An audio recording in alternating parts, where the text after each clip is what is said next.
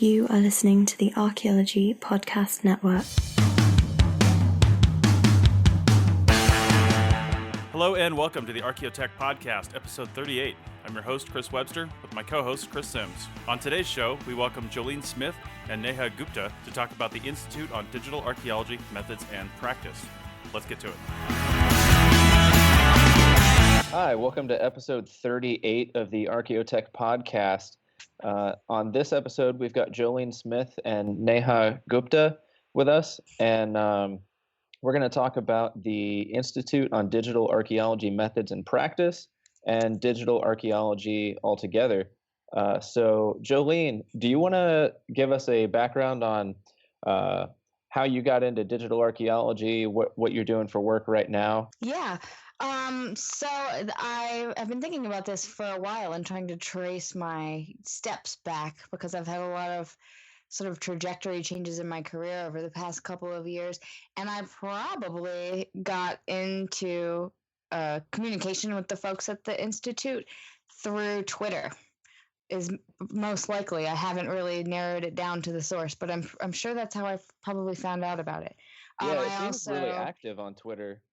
There are a lot of Twitter folks that are involved with the Institute. Not everybody, but a lot of individuals involved in the creation of the Institute, and also participants are on Twitter. I work for the Virginia Department of Historic Resources, and I manage archaeology data there for the state.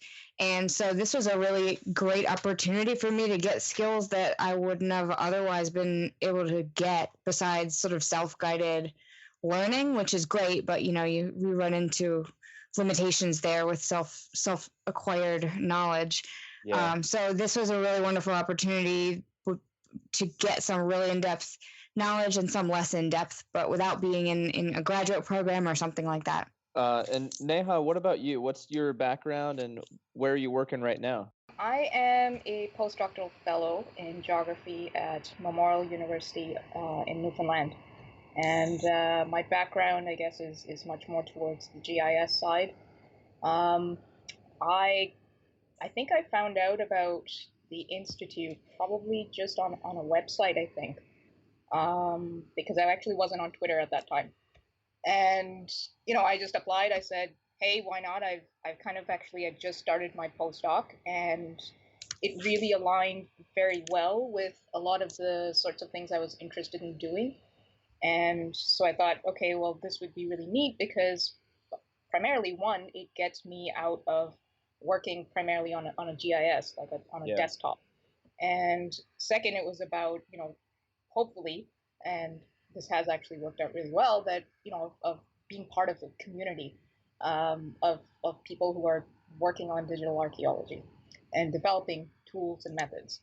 So I mean, I was very fortunate to get in, and I'm thrilled that I was able to participate.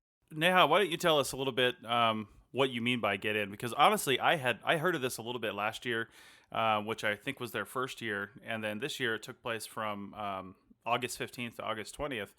But it wasn't like a conference. I mean, we see hashtags online, and it seems like, I kind of thought it was a conference at first on digital archaeology, method and practice and preservation and things like that. But it wasn't really a conference, was it? It was more of an educational event, right? Yeah, it's extremely hands-on. It's very much about, because there really aren't any specific courses or textbooks or anything like that you can actually take in digital archaeology. If you're doing GIS, you can pick up a book, but if you're doing digital archaeology, good luck. There's a ton of stuff that you can find online, but if you are trying to get started in it, exactly like what Jolene said, you could do it, but you are missing out on a big chunk of what you could do in this institute, which is really get a sense of how do people use these tools and what sort of questions are they asking that they can use these tools for. So you would have completely missed out on that. So I'm not saying that, you can't do it online, but you certainly would miss out on that community aspect. Yeah, I've followed the hashtag on Twitter, and it was really neat to see the kinds of discussions that were spilling out onto Twitter during the time that the Institute was going on, and it was on the MSU DAI That's right. hashtag. But I think you're right. Like, just observing the hashtag, I was interested in the brief like talking points that were popping up on Twitter, but I couldn't really get a good idea of like the context of that. And it sounded like there was a whole lot more going on that I was just kind of like confused about. So it's really cool to hear the two of you both of you have been to the conference, right? You were just there. Yeah, the way it worked is the first year there were prerequisites for us to learn basic coding skills and mostly Code Academy and do some background readings on a little bit of theory and a little bit of practical skills, and then we met the first year in person, which was a week-long meeting, and there was lectures and training and sort of a kind of a boot camp like approach where we worked together to learn some skills. And then we all sort of conceived of projects to work on through the interim year. So that's maybe where it's, if you're only following this on Twitter, it's hard to follow that entire year. In the middle was us working parallel on our individual projects. And then we got back together for the second week this year in August and had some more lectures and more collaborative work on finishing our projects. So we're really busy on Twitter with the hashtag, the MSU DAI hashtag, in those August weeks, but it's actually still going. We're definitely still, I've got that TweetDeck column up and I'm not planning on closing it for a while. Very cool. Nice. So Jolene, while you're talking about that, let us know how you get into this. Like, if somebody wants to go next year, what do you think? What do you have to do this year to get in? And is there a cost to it? It's not planned for another year right now. It's funded by the National Endowment for the Humanities, and so they had a year funding for the institute, and the leaders of the institute are Ethan Watrell and Lynn Goldstein at MSU. So they've headed up this amazing effort, funded by NEH. And I believe that everybody is exploring opportunities to keep this thing going, but I'm not sure that there's another year or another session planned yet. Okay. And since it was funded by the NEH, was there a cost to it? Because I thought I saw something about saying people were invited over, which that can't be right, because my invitation must have got lost in the mail. I don't know, but there, from what the program leaders told us, and mind you, I'm just a participant. Mm-hmm. So there were over 200 applicants and 20 funded spaces. Okay. And they were so overwhelmed with applicants that they opened up an additional 10 self-funded spaces. So it was a combination between people who were fully funded by the NEH grant and people who were sort of partially funded or provided their own costs for travel. Nice. Okay. All right. Well, let's flip back over to Neha. Neha, what's what kind of stuff, what kind of classes did they have? What kind of instructional episodes did they have during the event? That's an excellent question. We had actually quite an intense sort of fire hose, I think that's what Ethan called it, the first year that we met, and it covered everything from talking about things like, what do you, if you've got data, what do you plan on doing with it? So software that you might, or tools that you might actually use for putting it, like Omeka and things like this. Quora, we had an instructional sort of workshop on that.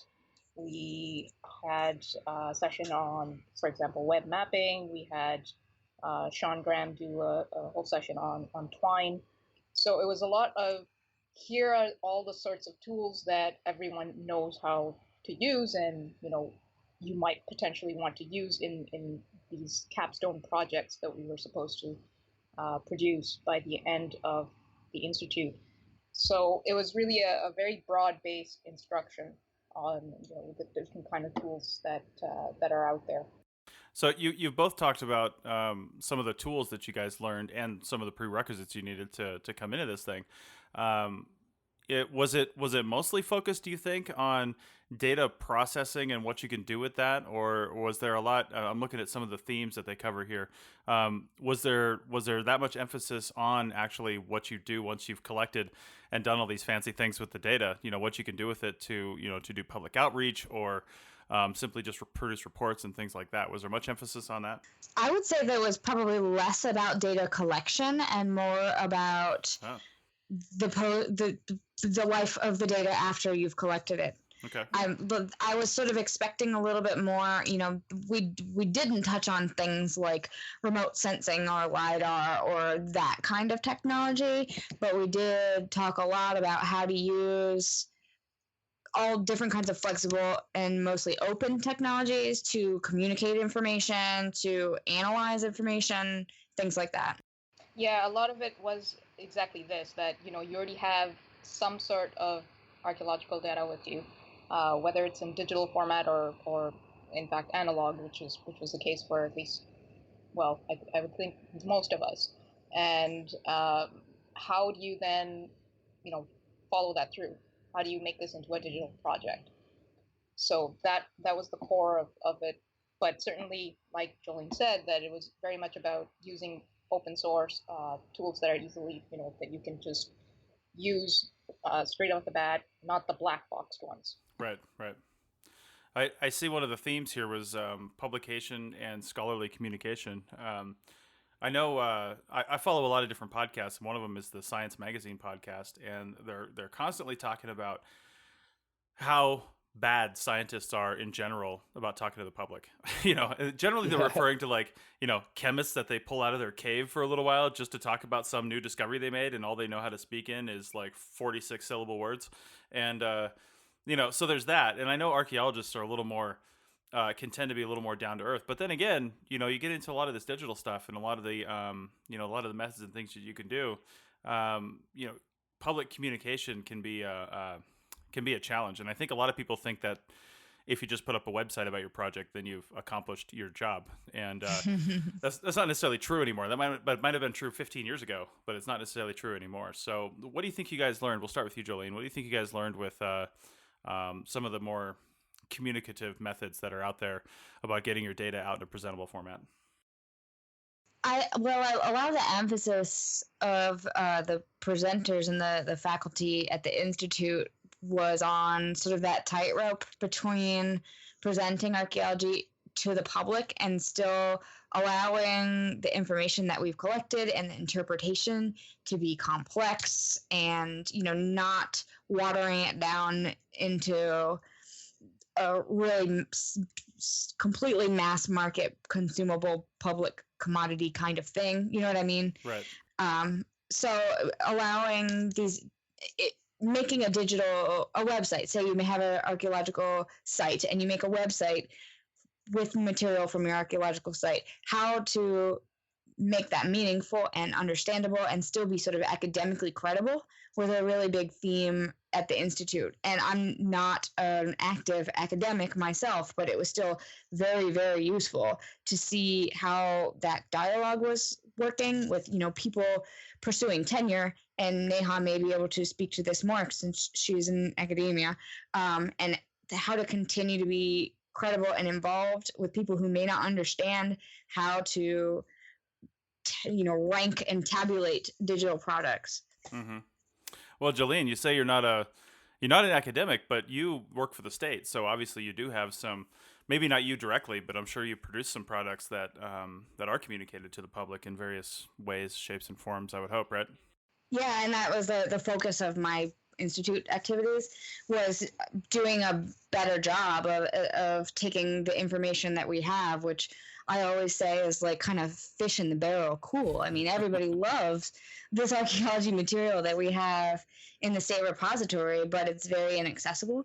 Mm-hmm. And so one of my goals was to take this pretty dry, boring, esoteric material and present it to the public in a different way, or allow people to sort of remix it on their own. Okay. Neha, what about you? Speaking from the academic side, what do you think you learned about how to communicate your research better? Oh, a lot. I can tell you that. this one of the things that Jolene pointed out is, the idea that really whatever you've got in a repository really should be in a sense public, and have people be able to get their hands on it and try to make sense of those data. I think that that's something that is extremely important even in the academy, and especially when it comes to archaeology that is often done with public funding, that we need to do that. The problem is that, simply putting something into a GIS database, well, that's just going to stay on somebody's desktop, most likely. That's not going to do anything. For me, I knew that was one of the key issues that I had with my work, that it wasn't going to be accessible to anybody else. That wasn't going to help me,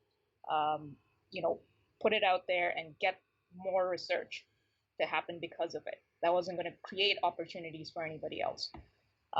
So I think for me at least, and I can't speak for all academics, but certainly for myself, it was a really important part of attending this institute and making sure that those data actually are online and available for other people to use.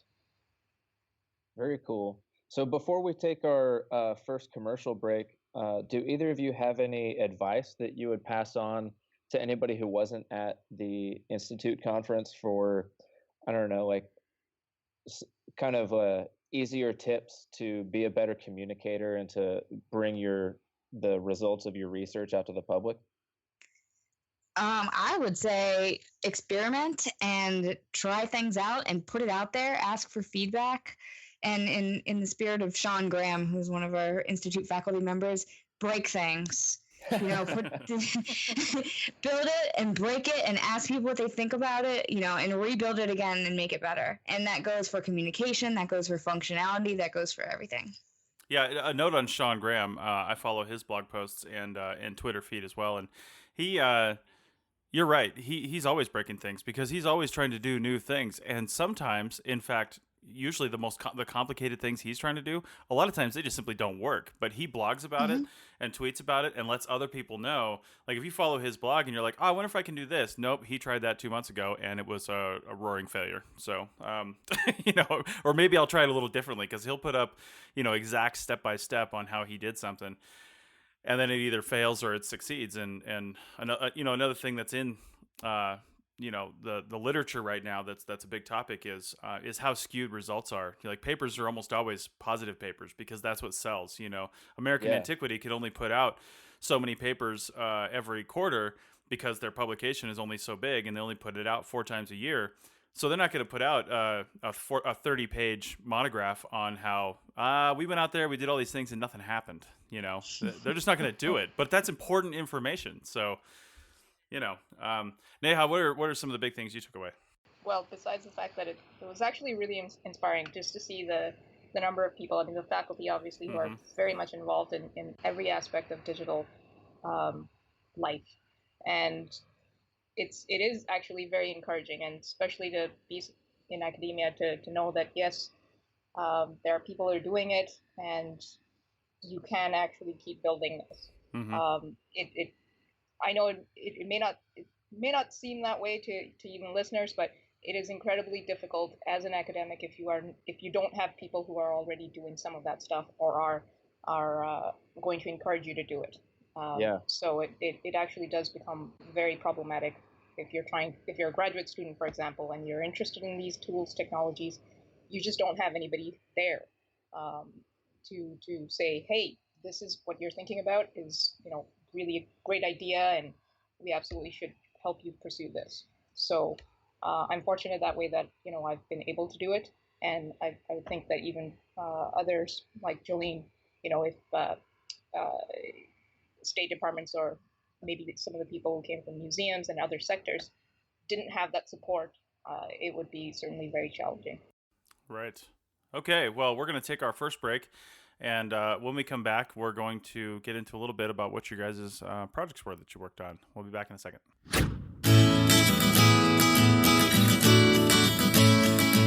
Professional Certifications for Scientists, or PCS, aims to provide practical educational videos, field guides, knowledge tests, professional certifications, and deployment connections to professional scientists everywhere. Check out the videos page for high-quality training videos on a variety of topics. Find PCS videos at www.pcscourses.com/videos. PCS, a place for good scientists to become great science professionals.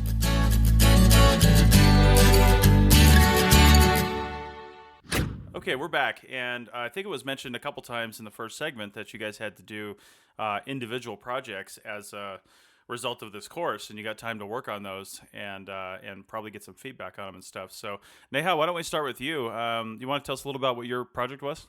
Yep. My project is called MINA, Map Indian Archaeology. It's basically a proof of concept. It's a web-based platform that hopefully, anyways, facilitates deeper insights into Indian archaeology.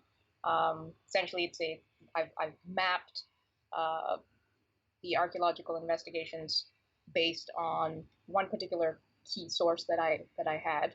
And the idea behind this was really to look at where people were collecting data initially, and because that has a direct link to what you are then going to interpret. Now, I don't want to be insensitive here, but just for clarification, you mean India and Indian? As in, yes, the India, okay. India, the country. Okay. So, just to make that clear. Yes, it's India, the country. Right. What state was your project in when you came to the institute, and then how did they help you kind of get it moving forward? I had actually during for my dissertation, I had already worked on some of this before, basically of text mining in a sense, information about places, people, institutions, long latitude, longitude, those sorts of information. The problem again was, for me anyway, was that I'd done this in a standard sort of GIS, desktop GIS, and it's easy enough to say that, hey, you could just have brought that layer into a web map and hey, you're done. The problem for me was the issue of being in this disciplinary silo, and the only way that I figured I could actually get out of it was to actually say, okay, well, what if we just used all the tools that were available rather than going with something that's proprietary. Mm-hmm. So this was my initial motivation to get this out in the way that that digital archaeology permits. Nice. And so the institute, that's really where it came in, that these were the appropriate digital methods that I had envisioned. Very cool. So what were some of the tools that you used? So a lot of the entire project, actually, it's online, and it's hosted currently actually on GitHub. It's built entirely online on Leaflet, on using Mapbox, just as Mapbox is providing the base layers. Everything is pretty much open. Like, you can go and download fork that entire repository, and wow. it's all there. So the whole point was, okay, if somebody wants to be able to use this, mash it up and do other stuff with it, go for it, because that's what it's for. And I've only looked at one of the things I pointed out even in my presentation at the institute was I've looked at really just one source. So there's a ton of work that can be done, and it's really meant to be a starting platform. It's not sort of this is the end of it. It's really the beginning. Awesome. Where do you think you're going to go from here? I would be thrilled to have collaborations from interested scholars. That's where I'd like to. Mm-hmm. That's really what I'd like to do. And obviously encourage. One of the key things about this institute is that it really reinforced this idea that archaeologists do need proper support and training in developing appropriate digital methods and technologies, because we won't be able to do it if we don't have that institutional support. And so that's been a real challenge, and I think that's where this NEH-funded institute really has played a significant role, at least for work that otherwise would not even exist digitally anyway. So, Jolene, what was your project? My project is Virginia Archaeology for Everyone, a public digital repository. So essentially, it's the idea, the fundamental, the basis is we have a gazillion digital photos and thousands or hundreds, probably right now, of scanned reports, probably could be thousands.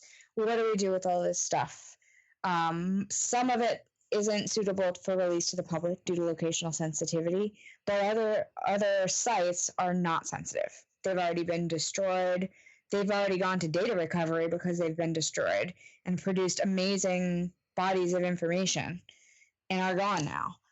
Mm-hmm. So let's get that information out and available to the public. So one facet of the project was a digital repository for actually managing photographs and scanned documents and data sets in an archivally appropriate manner. And then the second part of the project was then taking those bits from the digital archive and presenting them on the web to the public. So they're two separate sort of components to that project. And so there's as much interactivity as I could possibly get in there. Again, this is also a proof of concept site, just like Neha's. Hopefully this is going to grow into something more permanent, but right now it's kind of a demonstration. So we'll see how it blossoms from where we are now. Very cool. So it sounds, from the both of your projects, it sounds like the Institute has a focus on open source and like open data. Is that the case? The ethos of openness that's the tagline from the Institute website. That's a really huge part of everything. So also making our process open on the Institute website, which is digitalarchaeology.msu.edu. There's an updates tab, which takes you to our blog posts, and all of us had monthly blog posts chronicling trials and tribulations of our project development. So our successes, our failures, the things we broke, the things that didn't work. It's all there, and hopefully that's going to be a really important resource for people moving forward too. Yeah, that's awesome. So are you seeing any collaboration already? Well, let's see. Yes. Informally, probably. One of my connections before the Institute was with Eric Kanza at Open Context, who is also a member of the Digital Institute of North American Archaeology team. And there's a lot to explain there, but essentially that's a linked open data project that takes state archaeology site information and makes it interoperable and connected and searchable. So I try to integrate that into my project for the Institute, but then it also looks like we're going to be able to collaborate with some more DINA-centric projects moving forward. And then who knows what else is going to come. What about you, Neha? I think there's, formal collaborations, perhaps not, like you said, but I think informally, yeah, we have, whenever we seem to have a question, we throw it out there and we get answers. We see the light. So I think it would be difficult to say, at least for me, I don't particularly have formal sort of collaborations, but part of this is about, building those collaborations across our community, our different communities that we work in. And yeah, so I think that's one of the things that for me, I would like to see grow. But informally, I definitely think I know exactly if I had a specific question about, say, copyright issues, then I know who I could reach out to. I could reach out to Kathleen and say, okay, hey, I'm working on this. I don't know what to do. What would be the best way to go about putting this online? And there's the person I can turn to, or I could talk with Jolene about a lot of the copyright issues that she's already dealing with, because she's looking at state information, state-owned information. Right. Yeah. Jolene, I'm curious, is Virginia on? Well, I know they're on Dina's ultimate world domination roadmap, but are they on are they on the near future roadmap for Dina, or are they having that conversation? We're in there. We've been in there since 2013. Oh, well, there you go. Yeah, and so yeah, that was another. I was trying to decide whether it was it Twitter that brought me to the institute, or was it Dina that brought me to the institute, or a combination of the two. Yeah, so in 2013 there was a meeting of state archaeology data people, which never happens, which is amazing to be in a room together, through Dina. And that was one of the places where I was like, oh my gosh, there are these people that are doing digital things with data for archaeology. I want to be in this club. Nice. So there's a train going by. I don't know if it's too I hear loud. Trains are fine. We get cats and stuff all the time. Cats and trains, it doesn't matter. So I have a question about your project and how it, I guess how it melds with Dina a little bit. Because if anybody wants to know more about Dina, DINAA, search that on the Archaeology Podcast Network's All Shows page, because all of our shows back to the day one are in there. And I know that we've interviewed Eric Kanza before on the CRM Archaeology Podcast, and I believe they interviewed before Chris and I took over Archaeotech. I believe Dina was discussed on an earlier episode, so check that out, and you'll get the full story. But the basic nuts and bolts of it are, they're trying to. I mean, there's a lot more to it, obviously, than this. But one of their big goals is to basically get all the state's data, put it into this huge database, and allow, for the most part, pretty much anybody to search it. And what you see as a result of that search depends on your credentials and what you're eligible to see, right? And the fineness of the resolution that you get to see it at also depends on your credentials. So if you're an archaeologist for that state, then you can probably see the whole site form and its exact location. If you're just an interested party searching, some sort of theme in archaeology across a range of states, then you're going to see a big fuzzy dot showing where this thing is, or a square showing where this thing is, and it's somewhere in there. So it sounds like what you're doing with your project in Virginia there could actually, I guess, mesh really well with the Dina data in that respect, because yours is focused towards the public. So the information that we provided to Dina and that is available for display through Dina is very, very, very limited. It's like this site is a lithic scatter, and it's within this 5 kilometer square somewhere. It's that limited. It's not fine at all. So, but I've already chosen sites that are pretty well, like, it's safe. It's safe to release the information. At the same time, I was like, all right, let's see what we can do, because all the Dina information is available through an API. So the way my repository works, it's centered around galleries for different sites, and each site has photographs, it's got CRM reports, it's got data sets, and each of those site galleries is pulling the Dina map information from their API, since they've already prepared these maps for the public and the geospatial data, and also to link back to Dina to make people more aware of the rest of the country's archaeological data. So just to sort of a back and forth of this linked data, which I really think is a huge promise of these kinds of projects, is to sort of stage it to be useful and findable in lots of different ways. So it sounds like you're trying to make gray literature a little less gray, which might anger the archaeological aristocracy. I don't know. I hope your job is secure. Yeah, it is. I'm a vested state employee. Nice. So you can do whatever you want. Nice.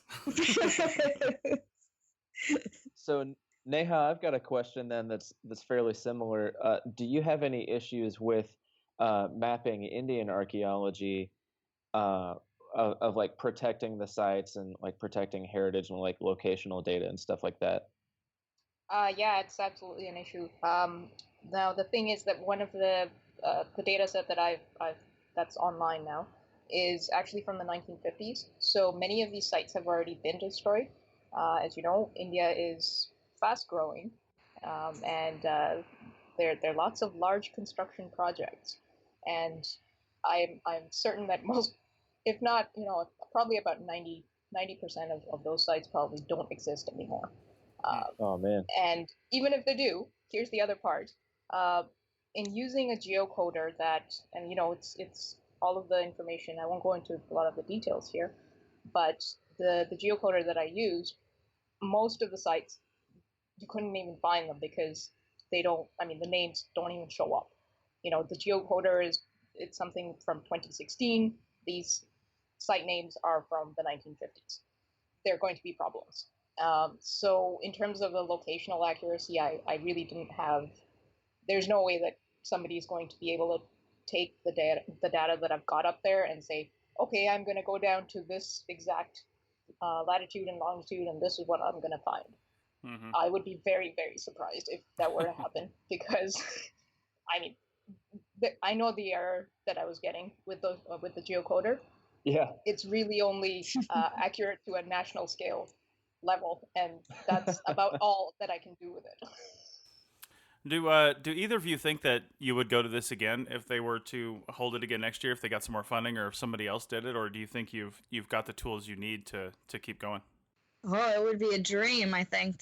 I mean, especially, gosh, to reproduce the experience that we have to keep this going, it would be amazing. It's probably not going to happen, but I would love for other people to have the opportunity to do this. But especially, I mean, we just created such an amazing group of people, and like we're all friends and we're all colleagues, and we exchange so much valuable information, and it's a really sort of it's been a singular experience. I don't know. Yeah, absolutely. I'd take the chance to meet everybody again.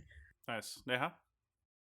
I think I have to completely agree with Jolene. It's, what Ethan and Lynn and certainly all of the faculty have done. They've really created a community of people, of experts, of local experts. And we go back to our safe places and we do what we do. And we not only talk with each other, but we are also influencing a lot of the people who are around us. Whether it's students, whether it's, other people at our workplace, and saying, look, I'm doing this stuff, and if you're interested, this is how we can get started. So I think it's something that's incredible. It's really inspiring to be able to do this, and still have this virtual and community that we can turn to. Well, and I think just to wrap that up, it's such a, the whole, anytime you put digital in front of a word, you just have to know that it's a rapidly changing space. So, the tools that they discussed in this year versus the tools they discussed last year versus the tools they'll discuss next year, it could be completely different. I mean, we just spent an hour and a half talking about the Apple keynote on the last Archaeotech podcast, because there was so much new technology and new software that we can use as archaeologists just packed into an Apple announcement. And we're not even talking about the thousands of other developers out there. So, yeah, it's huge. All right, so we're just about out of time. Do either of you have any final thoughts or words of advice for people wanting to get into similar things to what you guys are doing? Neha? Do it. Just do it. It's okay. Even if you break things, that's actually a good thing. So nice. Yeah, absolutely. Jolene? Yeah, I mean, I concur with Neha. Definitely check out the Institute blog and follow all the trails to the websites of the people that are involved with the Institute, because everybody sort of has their own space online, and they're usually totally chock full of amazing tools. Ask questions. Keep using the MSUDAI hashtag. We all have our column open on TweetDeck still. So nice. I do. Yeah. Maybe it's for sentimental reasons, but it's still useful. Ask for help. I'm sure that 100% of us involved with the Institute would be happy to help share our experiences with our projects and challenges and resources for how to get things going. Everybody involved with this entire project has been so helpful. Awesome. Nice.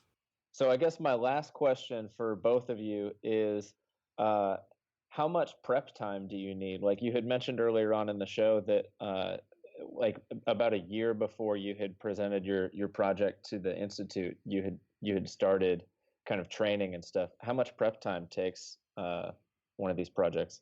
Wow. exact number of hours is very difficult. I think initially that's probably why the initial prep was, familiarize yourself with Code Academy, what GitHub is, this idea of versioning. So it I think that's one of the it takes people different numbers of hours, I think. So yeah, it does require a little bit of setting that time aside. It's not really something you can just do at the end of the day and think, okay, I'm going to be fine. So it really does come down a little bit to that, how much independent time you are able to devote to that. Jolene? Yeah, I found that it was hard to predict as I was working through my project. I would have a sophisticated idea about where I wanted to end up, but then realize that I really needed to fill in some basic skills along the way.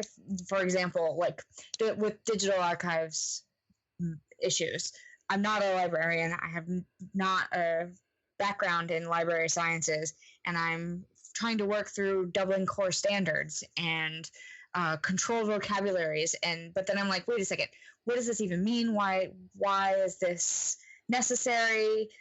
Now I have to look at intro to sort of library sciences topics and things like that. And it's sort of follow those. They're rabbit holes, but it's okay. They're good rabbit holes. It might take a long time, but it's worth it to pursue those little avenues, because eventually when you come back around to the beginning, you'll have a better product. I think what you're trying to say there is something I've been trying to focus on with archaeology and bringing different digital technologies into field survey and things like that is think outside the tight little constrained box that is archaeology, especially the stuff you guys are doing. Excuse me, especially the stuff you guys are doing, because I mean, who would have thought, the developers of the tools that you're using, that they would actually be used for archaeology? They probably didn't even have that on their radar, but you really have to look around, see what's out there, see what people are doing, see what people are using, and think, hey, how can I use that for my project? How can I make that work for me? Or not, pull Sean Graham and try it, and it doesn't work, write about it, and move on. So, all right, well, thanks, ladies, for coming on the podcast. If you make any, newsworthy headway on either of your projects, feel free to let us know, and we'll have you back on to talk about that. I'd like to hear more about what you guys are doing and how they progress. So thanks a lot for coming on the Archaeotech podcast. Thank you. Thank you, and thanks to the NEH, and thanks to all the sponsors and the instructors at the Institute, because it was amazing.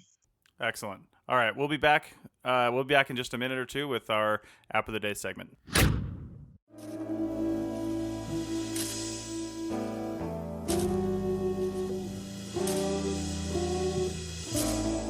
The CRM Archaeology Podcast brings together a panel of cultural resource management professionals to discuss the issues that really matter to the profession. Find out about networking strategies, job hunting, graduate programs, and much more. We'll often feature interviews with college professors, CRM business owners, and experts as well. Check out the show on iTunes, Stitcher Radio, and at www.archaeologypodcastnetwork.com/CRM Arc Podcast. Let's get back to the show.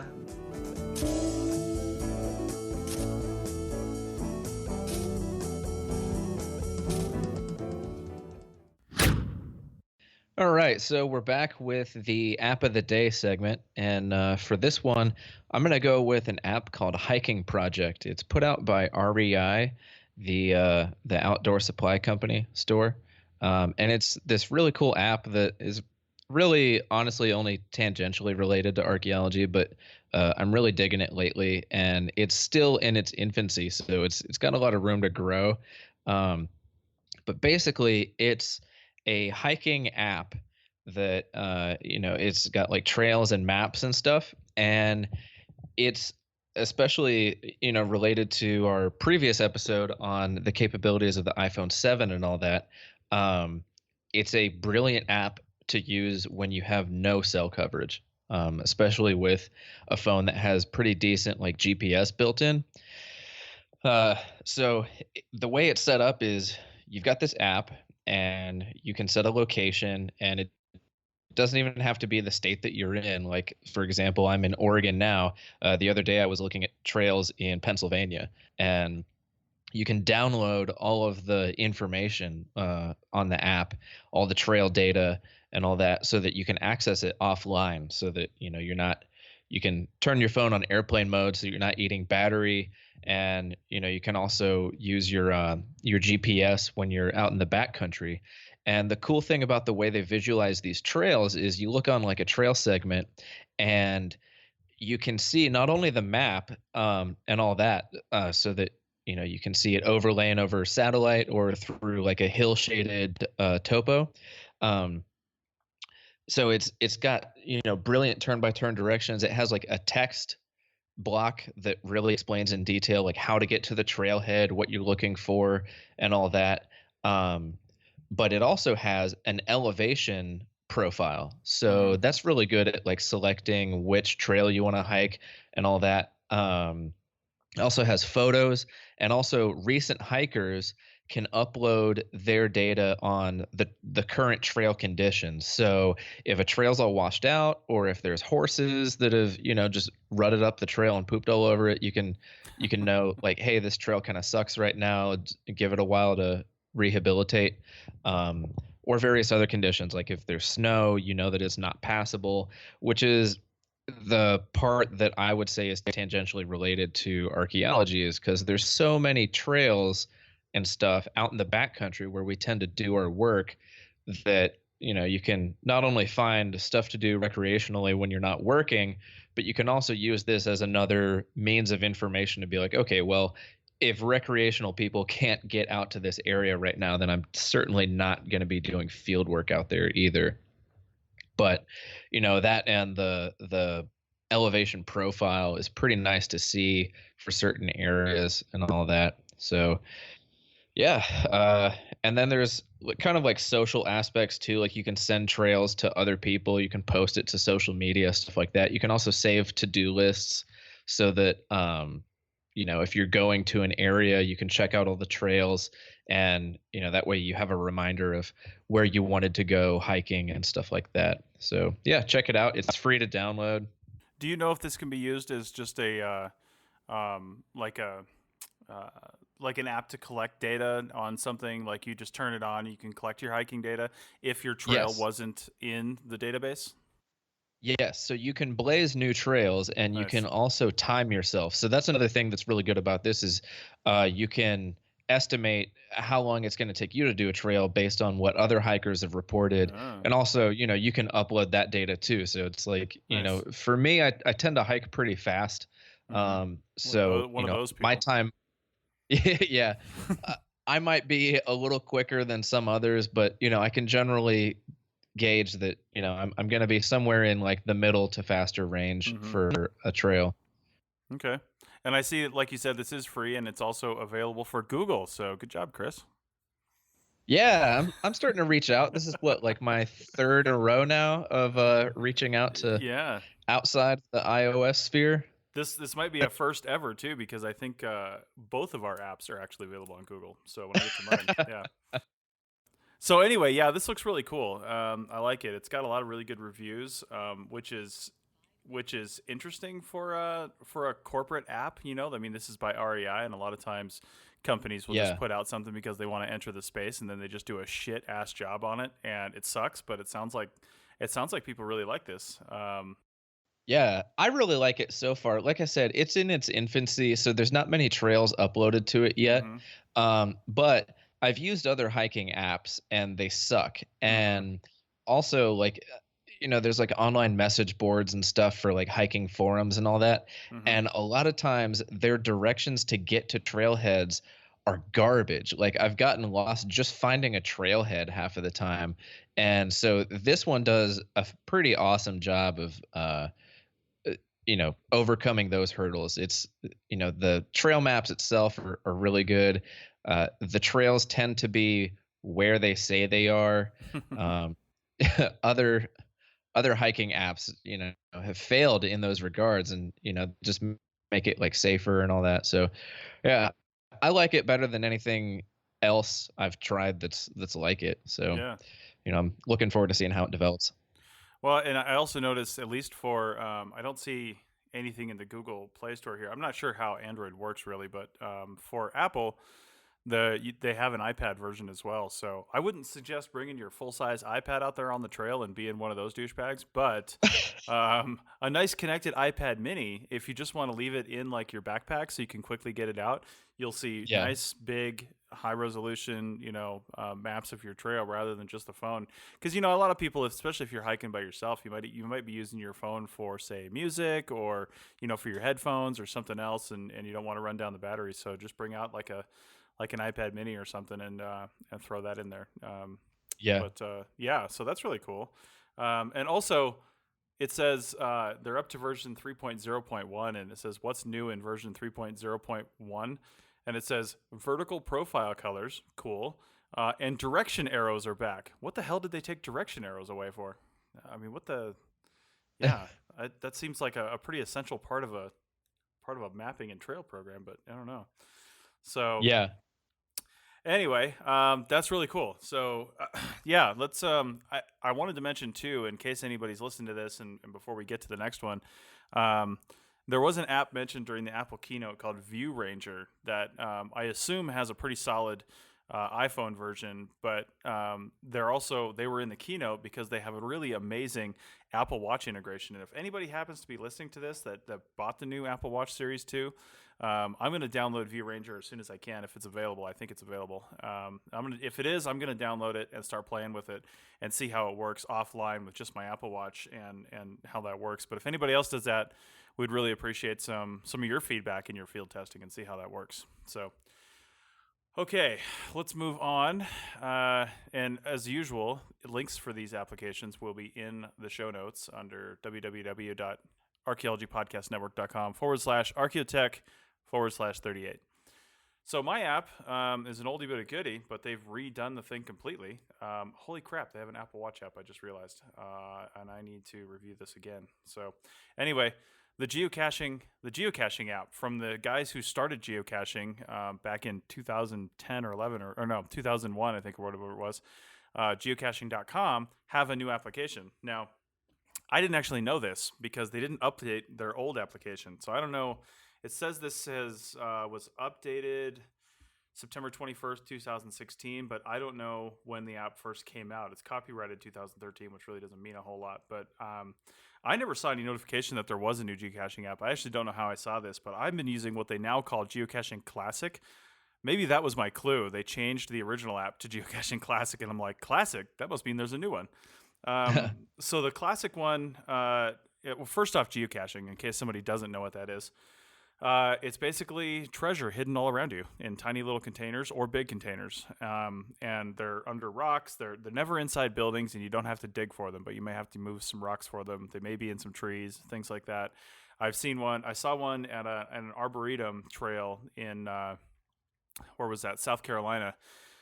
In Columbia, South Carolina, that was somebody. I went to the location, and it still kept saying I was 20 feet away, and then I would keep moving, and I was always 20 feet away when I came back to where it was supposed to be, and I was looking at it on my phone, and I was like, "What the hell? How can I constantly be 20 feet away?" And then I looked up, and there was an ammo can suspended by a green parachute cord 20 feet over my head, and I followed the line on it. Yeah, it went to a tree like 30 feet away, which had just a little pulley screwed into the tree and another one going down to the bottom with a pile of rope sitting there. And so you had to go over there and let the ammo can down, and then you open it, and there's little give and take trinkets and stuff in there. But most people who really get into geocaching just sign the logbook and then, put it back the way you found it. And then you go to your geocaching app and you sign off and say that you found it. So why would you do any of this? Well, I like doing geocaching, especially as an archaeologist, a CRM archaeologist. When I go to a new town or, traveling and you stop at a rest area or something like that and you just want to stretch your legs, I pull up the geocaching app. I hit, on the classic version, I hit find nearby geocaches. There's a big green button right there in the middle, and it takes you to a map of all the geocaches around you. And it's a nice, fun way to get to know a new area, a new neighborhood or anything like that, because people won't just put geocaches in, just completely random locations. Sometimes they will if it's an oversaturated area like a big city. But a lot of times in these small towns, they're in parks that you may not have known existed. They're at historic landmarks. I guess you could probably play this along with Pokemon because it seems like Pokemon Pokestops are all the same locations as well. So, but that being said, this is a really cool application for just getting to know an area and then having a little fun and getting a little exercise. So, what they did with the new version is they completely redesigned it. It's way more fluid. It's updated. It just it runs better. And that initial screen that shows me my statistics that I don't really care about with the green button that says find nearby geocaches, all that's gone. And when you first load it, you get a huge screen showing all the geocaches around you, including the ones you found and the different types of geocaches. So it's pretty much all anybody wants when they pull up in the app is where the hell are the geocaches around me? So now you don't even have to push a button. It's just right there. So yeah, and if you happen to have an Apple Watch, they have Apple Watch integration, so you can probably navigate to the geocache on your phone, then stick your phone in your pocket because in geocaching speak, the people that don't know about geocaches are called muggles. I don't know what they were called pre-Harry Potter, but they call them muggles. So I didn't make up the term. But they always say in the description, especially if it's in a populated area, like on an intersection or something like that, or downtown, they'll say, muggle heavy area, watch out. So you got to go like early in the morning or something and find it. So nobody's, because if people see these and they don't know what geocaching is, they can get vandalized. I've seen plenty of vandalized ones. So the Apple Watch integration is actually really cool because you can navigate to it, start the navigation, and then put it in your pocket, and it shows you a compass on your watch. It shows you the difficulty of the cache, and you get the little description that's on there too to help you find it. So that's pretty cool. That's pretty neat. So Chris, have you ever geocached? On accident, yes. Well, that's a good point because a lot of people have found them on accident because you know where they're almost always at? The tops of mountains. Tops of mountains or at very significant USGS markers. Same places. Is that where you found them before? Yep, I found one at a USGS benchmark on top of a mountain, and then I've also seen a couple at like significant trail junctions out in the like backcountry. And it's like you described. It's usually like a little pelican case or something like that with just little doodads inside of it. And so, I didn't bother to log it because I wasn't part of a geocaching forum or group or anything. But I did take a minute to look at it and inspect it and saw the little guest book in it and just checked it out. And I was like, okay, well, I'll put everything back where it was. Nice. Yeah. So the geocaching app is free to download for Apple and Google, and you can start a free account. And the account is really just to track your progress, so you know which ones you found, which ones you haven't found, and you come up with a name. And usually, I just sign my geocaching name into the logbook, the physical logbook, and the date, and then I come to the geocaching app. I mark it as found, or I mark it as not found. Because if you spend a bunch of time and you didn't find it, and a number of people marked that they didn't find it, it could have been stolen or moved or somebody didn't put it back right or something like that. And then the owner of the geocache will get that notification and they can go out and either replace it or check it. So it's really fun. The one way it can cost you some money is I think it's I want to say like $25 a year or something like that if you want to go premium. And I'm not even sure what the premium features are these days. I've been premium for so long, it just renews on my credit card every year because I wanted to support them. Basically, is why I did that. Yeah. And one of the things I know you get with premium is premium geocaches, which are really just extra geocaches. I'm not even sure how you make a geocache premium if you go set one, but you can decide that it's premium. So only premium users will ever know where that geocache is. So maybe I can think of one use case where if you're putting a geocache in like a sensitive area that maybe you don't want a lot of people going to and rooting around looking for some stuff, like your average Joe, you just want the real geocachers that are sensitive to the sport, for lack of a better term, and aren't going to damage anything. They just want to find the cache and get out and not damage anything. Then maybe you would do that. So, but yeah, so I'd encourage anyone to check it out. Yeah. So it's really cool, Chris, too. I know you go around Portland all the time. You've probably got geocaches all around you right there. It started on that side of Oregon right there. That's where it was invented. Nice. So, yep. They're all hidden from my muggle eyes. Oh, my God. So I can't believe we said muggle and Pokemon in the same podcast. This is definitely the Archaeotech podcast. Yep. We just uber geeked out. Now all we have to do is play Dungeons and Dragons. There's the trifecta. Done. Yep. So, yeah. All right. Well, that's it for this episode of the Archaeotech podcast. Again, if anybody wants to check out that View Ranger app and maybe send in some comments, we'll include those in the next show. That is assuming that it's even available. I haven't checked and done any research on that whatsoever. So, but anyway, that's it. Chris, thanks for joining me today. Always. Yep. Thanks. And we'll see you guys next time.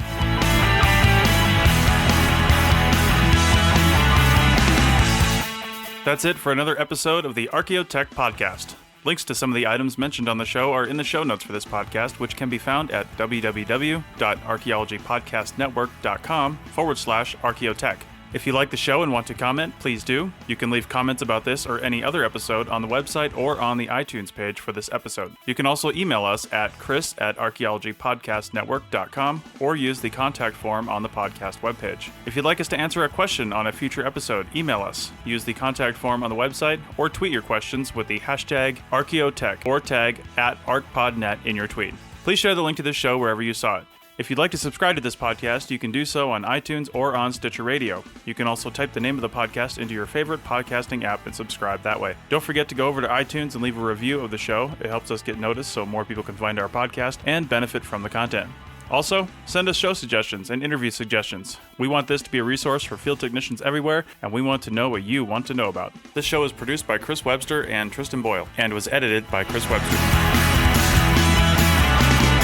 This has been a presentation of the Archaeology Podcast Network. Visit us on the web for show notes and other podcasts at www.archaeologypodcastnetwork.com. Contact us at chris@archaeologypodcastnetwork.com.